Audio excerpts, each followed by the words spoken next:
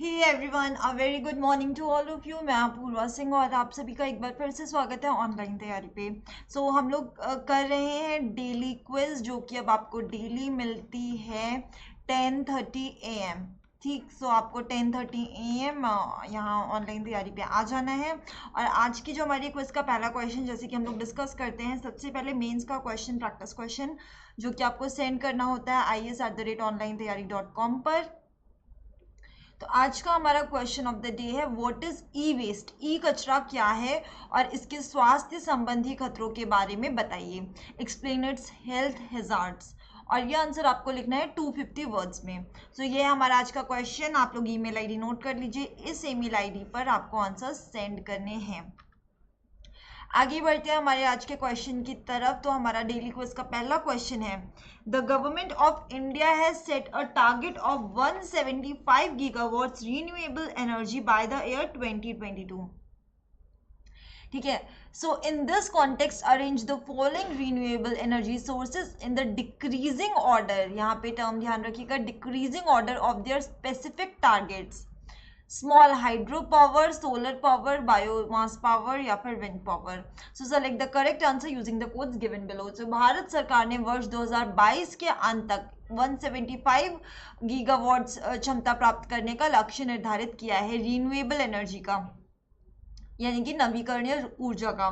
तो इस संदर्भ में निम्नलिखित नवीकरणीय ऊर्जा स्रोतों को उनके विशिष्ट लक्ष्यों को के घटते क्रम में व्यवस्थित कीजिए। ये हैं आपके ऑप्शन, लघु जल विद्युत, सौर ऊर्जा, बायोमास और पवन ऊर्जा। तो अब हम इन टारगेट्स की बात करें तो क्या टारगेट्स हैं, कौन कौन सी एनर्जीज के, उसके बारे में हम लोग बात कर लेते हैं। तो सबसे पहले देखिए, सोलर पावर। सोलर पावर का जो टारगेट है वो है 100 गीगावाट्स। फिर उसके बाद में आपकी आती है विंड पावर।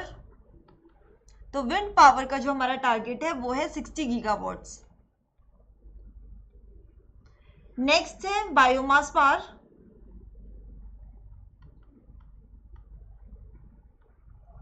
जिसका टारगेट है 10 गीगावाट्स। एंड फिर उसके बाद में हमारी आती है हाइड्रो पावर, जिसका जो टारगेट है वो है 5 गीगावाट्स। अब आप इसको जो है डिक्रीजिंग ऑर्डर में आप आराम से लगा सकते हैं। क्या ये रहे आपके जो डेटा है वो। इसका जो आंसर है, क्या इसका करेक्ट ऑप्शन होगा, ये आप मुझे कमेंट करके बताइए। जो इन्फॉर्मेशन थी वो मैंने आपको यहाँ पे दे दी। ठीक, अब आगे बढ़ते हैं नेक्स्ट क्वेश्चन की तरफ। ये आप लोग नोट कर लीजिए अगर आप लोगों को नोट करना है तो नाउ अब बढ़ते हैं हम नेक्स्ट क्वेश्चन की तरफ। आंसर मुझे कमेंट सेक्शन में चाहिए। ठीक है, नेक्स्ट क्वेश्चन है हमारा, which of the following statement is are correct. पहला स्टेटमेंट है, forest regeneration become difficult after forest fires. Very high infiltration after forest fire makes it difficult for plants to regenerate. ठीक है, अब वनों में आग लगने के बाद वनों का पुनरुद्भवन कठिन हो जाता है और वनों में आग लगने के बाद होने वाला अत्यधिक अनाधिकार प्रवेश पौधों के पुनरुद्धार को कठिन बना देता है। ठीक है, नाउ यहाँ पे स्टेटमेंट है forest fire. Forest fire basically होती क्या है, काफी बार हमने देखा है उत्तराखंड में, आई गेस अगर मुझे याद आ रहा है तो वहां पे एक बार फॉरेस्ट फायर लगी थी। तो जंगल की आग बेसिकली ग्रामीण क्षेत्र या बंजर क्षेत्र में आपके मिलने वाले जो वनस्पति होते हैं, आपके फॉरेस्ट जो होते हैं बहुत दूर दूर तक फैले हुए होते हैं, उन फॉरेस्ट में आग लग जाती है जो कि अनकंट्रोलेबल होती है। ठीक, तो वो फॉरेस्ट फायर होती है आपकी किसी एक छोटी सी जगह से स्प्रेड होते होते वो जो है बाकी ऐसे वहां पे क्या होते हैं ना, फॉरेस्ट में आपके बहुत सारे ऐसे वेजिटेशंस होते हैं जो कि कंबस्टिबल होते हैं। ठीक है, तो उन कंबस्टिबल वेजिटेशंस में एक बार आग अगर लगना शुरू हो गई तो उसको कंट्रोल करना बहुत मुश्किल हो जाता है, तो वो आपकी फॉरेस्ट फायर फैलती चली जाती है।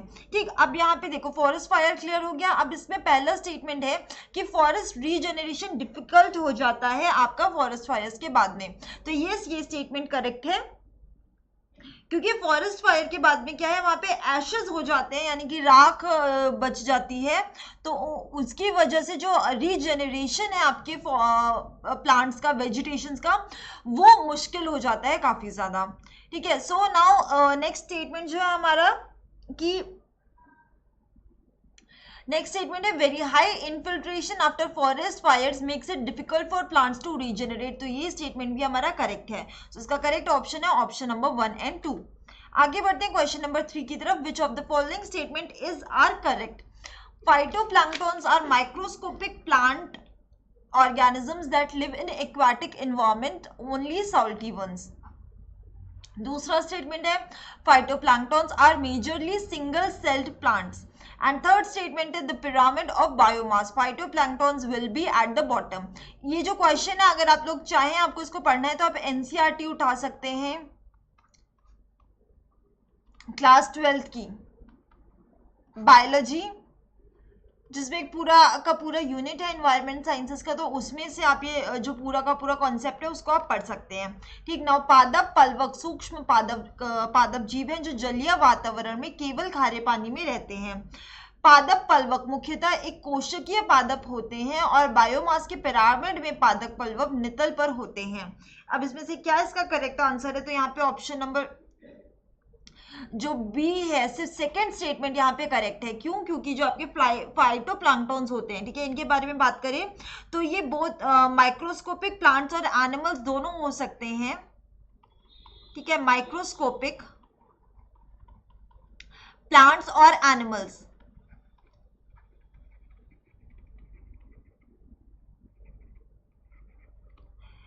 जैसे कि क्रस्टेशियंस और प्रोटोजोअन्स। ठीक है, दोनों ही हो सकते हैं आपका क्रस्टेशियंस,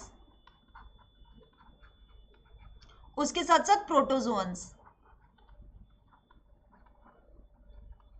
दोनों ही हो सकते हैं। ठीक है, और ये एक्वाटिक आपका एनवायरनमेंट में रहते हैं। ये किस में रहते हैं? एक्वाटिक, यानी कि जलीय वातावरण में रहते हैं। पर यहाँ पे स्टेटमेंट में दिया हुआ है केवल खारे पानी में, like only in salty water. तो यहाँ पे ये स्टेटमेंट गलत हो जाएगा, क्योंकि ये सॉल्टी वाटर के साथ साथ आपका फ्रेश वाटर में भी रहते हैं,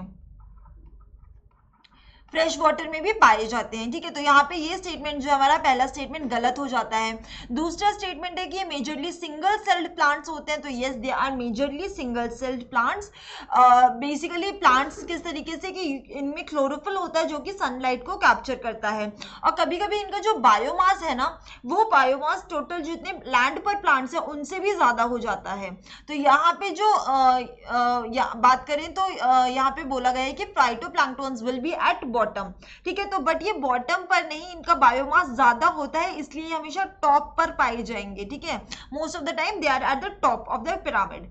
तो यहाँ पे जो स्टेटमेंट है ऑप्शन नंबर बी आपका करेक्ट है। आगे बढ़ते हैं फोर्थ क्वेश्चन की तरफ। क्वेश्चन नंबर 4 यहाँ तक अगर क्लियर हो गया तो एक बार मुझे फटाफट से कमेंट करके बता दो क्लियर हो गया है, और सेशन को लाइक करना बिल्कुल भी मत भूलिएगा अगर सेशन पसंद आ रहा है तो। क्वेश्चन नंबर 4 है हमारा, which of the following are features of green economy? हरित अर्थव्यवस्था का क्या विशेषताएं हैं? Energy, GFM, source efficiency, sustainable fishing practices and development of clean renewable energy. ऊर्जा अंकेक्षण, जीएफएम, संसाधन दक्षता, सतत मत्स्यन प्रक्रियाएं और स्वच्छ नवीकरणीय ऊर्जा का विकास। तो ये सारी की सारी जो स्टेटमेंट्स है ये हमारी करेक्ट है। ग्रीन इकोनॉमी की ये सारी ही विशेषताएं हैं, और ग्रीन इकोनॉमी बेसिकली हम इनको बोले तो सस्टेनेबल इकोनॉमी भी कहा जा सकता है, सस्टेनेबल इकोनॉमी। ठीक, सो ये क्या है कि ये जो इकोनॉमी है ये स्पेसिफिकली फोकस करती है fundamental changes that are required to ensure that economic systems are made more sustainable। और ये जितने भी फीचर्स हैं they all are of green economy. Clear. आगे बढ़ते हैं क्वेश्चन नंबर 5 की तरफ। हमारा क्वेश्चन नंबर 5 है, full immunization under mission Indradhanush to at least 90% coverage was to be achieved by mission Indradhanush के तहत कम से कम 90% का कवरेज के तहत पूर्ण टीकाकरण किस वर्ष तक हासिल करना था? ऑप्शन है 2018, 2019, 2020 या फिर 2022। तो इसका करेक्ट आंसर है यहाँ पे ऑप्शन नंबर सी, 2020 तक ये करना था। ठीक है, अब मिशन इंद्रधनुष की बात करते हैं तो प्रधानमंत्री नरेंद्र मोदी ने 8 अक्टूबर 2017 को ये इंटेंसिफाइड मिशन इंद्रधनुष को लॉन्च किया था वारनगर गुजरात से। वारनगर गुजरात से इसको लॉन्च किया गया था। और इस प्रोग्राम के अंतर्गत जो था हमारी गवर्नमेंट का जो मिशन था कि 2 साल से 2 ईयर्स से कम के जो बच्चे हैं, 2 साल या उससे कम के जो चिल्ड्रंस हैं, और उसके साथ साथ जो आपकी प्रेग्नेंट लेडीज हैं, ठीक है, जिनको हम जो रूटीन इम्यूनाइजेशन प्रोग्राम है, यानी कि जो उनका टीकाकरण, रूटीन टीकाकरण होता है, उसका एक्सेस नहीं मिल पाता है, तो उनको कवर करना इसका मेन फोकस था। और इसमें स्पेशल ड्राइव चलाई गई जिसमें दिसंबर 2018 तक कवर करना था। काफ़ी सारे जो सेलेक्ट डिस्ट्रिक्ट्स हैं उनमें फुल इम्यूनाइजेशन करना था। एंड 90% जो कवरेज है, 90% जो कवरेज का मिशन है वो 2020 तक अचीव करना है। ठीक, सो यहाँ पे अभी 4 फेजेस में मिशन इंद्रधनुष करीब 2.53 करोड़ चिल्ड्रंस तक पहुंच चुका है।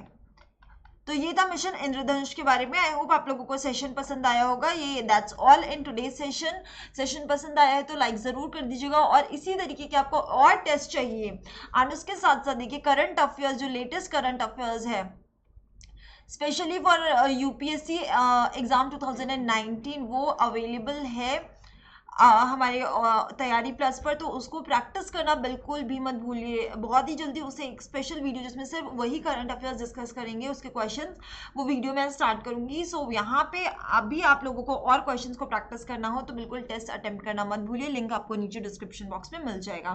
Thank you so much for watching.